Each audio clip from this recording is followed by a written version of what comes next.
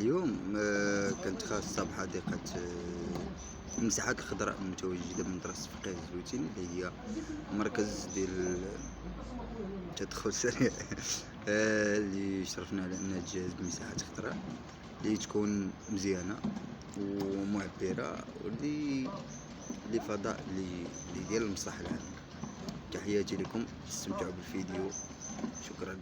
والمغاربة معروفون والحمد لله بخصال الصدق والتفاؤل وبالتسامح والانفتاح والاعتزاز بتقاليدهم العريقة وبالهوية الوطنية الموحدة. والمغاربة معروفون على الخصوص بالجدية والتفاني في العمل.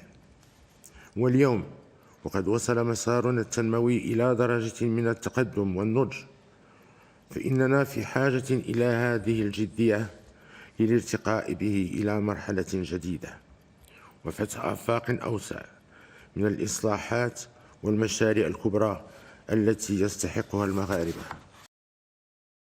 فكلما كانت الجدية حافزنا، كلما نجحنا في تجاوز الصعوبات ورفع التحديات.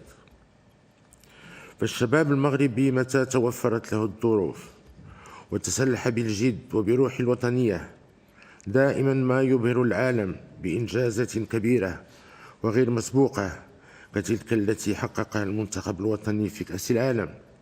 فقد قدم أبناؤنا بشهادة الجميع وطنيا ودوليا أجمل صورة حب الوطن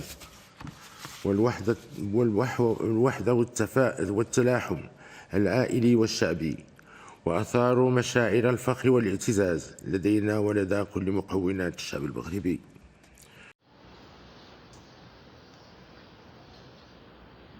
شوفوا العملية ديال الزراعة. المعلم أيوب،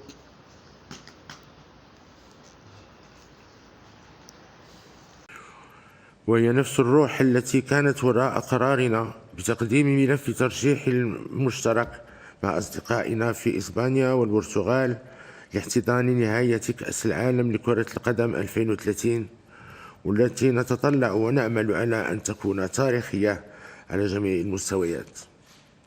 إنه ترشيح غير مسبوق يجمع بين قارتين وحضارتين إفريقيا وأوروبا، ويوحد ضفتي البحر الأبيض المتوسط، ويحمل طموحات وتطلعات شعوب المنطقة.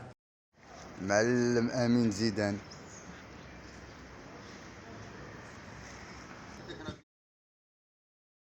وتتجلى الجدية كذلك في مجال الإبداع والابتكار الذي يتميز به الشباب المغربي في مختلف المجالات.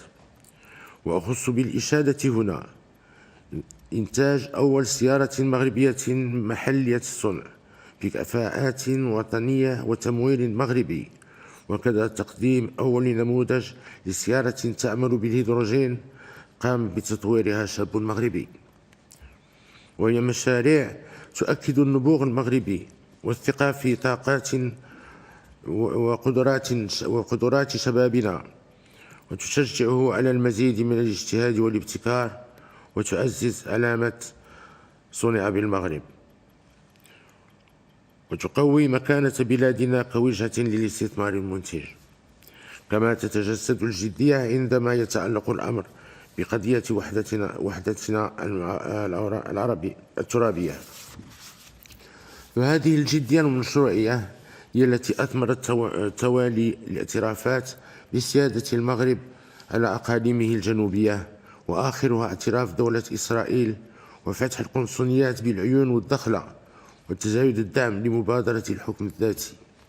وبنفس الجدية والحزم نؤكد موقف المغرب الراسخ بخصوص عدالة القضية الفلسطينية والحقوق المشروعة للشعب الفلسطيني الشقيق في إقامة دولته المستقلة وعاصمتها القدس الشرقية، بما يضمن الأمن والاستقرار لجميع شعوب المنطقة.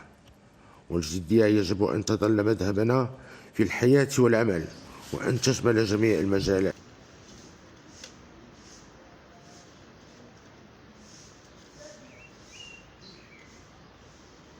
علاش تختار أيوب هذيك؟ باش شي منظر زوين هنا حمزة. صافي. الجدية في الحياة السياسية والإدارية والقضائية من خلال خدمة المواطن واختيار الكفاءات المؤهلة وتغليب المصالح العليا للوطن والمواطنين والترفع عن المزايدات والحسابات الضيقة. وفي المجال الاجتماعي وخاصة قطاعات الصحة والتعليم والشغل والسكن، كما أن الجدية التي نريدها تعني أيضا الفاعلين الاقتصاديين وقطاع الاستثمار والإنتاج والأعمال. والجدية كمنهج متكامل تقتضي ربط ممارسة المسؤولية بالمحاسبة وإنشاء قيم الحكامة والعمل والاستحقاق وتكافؤ الفرص. شعبي العزيز، لقد ساهمت تداعيات الأزمة التي يعرفها العالم وتوالي سنوات الجفاف على المستوى الوطني في ارتفاع تكاليف المعيشة وتباطؤ وتيرة النمو الاقتصادي. لذا وجهنا الحكومة لاتخاذ التدابير اللازمة قصد تخفيف آثارها السلبية على الفئات الاجتماعية والقطاعات الأكثر تضرراً، وضمان تزويد الأسواق بالمنتوجات الضرورية.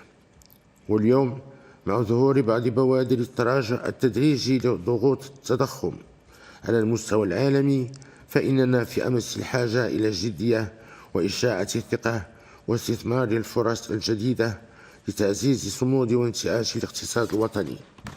وفي هذا الصدد أطلقنا مشروع الاستثمار الأخضر للمكتب الشريف للفوسفات، وقمنا بتسريع مسار قطاع الطاقات المتجددة. وإثر الاجتماع الذي ترأسناه في هذا الشأن، أعدت الحكومة مشروع أرض المغرب في مجال الهيدروجين الأخضر، وإننا ندعوها للإسراع بتنزيله بالجودة اللازمة وبما يضمن تثمين المؤهلات التي تزخر بها بلادنا والاستجابة لمشاريع المستثمرين العالميين في هذا المجال الواعد. واستكمالا لورش الحماية الاجتماعية، ننتظر المشروع نهاية هذا العام، كما كان مقررا في منح التعويضات الاجتماعية لفائدة الأسر المستهدفة. ونأمل أن يساهم هذا الدخل المباشر في تحسين الوضع المعيشي لملايين الأسر والأطفال الذين نحس بمعاناتهم. وستشكل هذه الخطوة إن شاء الله ركيزة أساسية في نموذجنا التنموي والاجتماعي لصيانة كرامة المواطنين في كل أبعادها.